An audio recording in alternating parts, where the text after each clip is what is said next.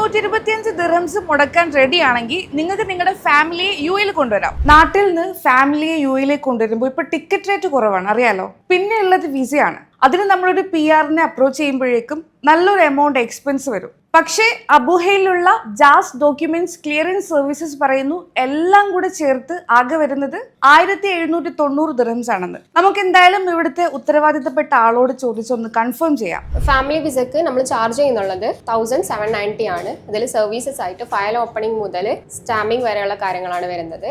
File opening, entry permit, than medical, ID, stamping ഒക്കെ വരുന്നുണ്ട്. 725 ആണ് ആദ്യം പേ ചെയ്യേണ്ടത്.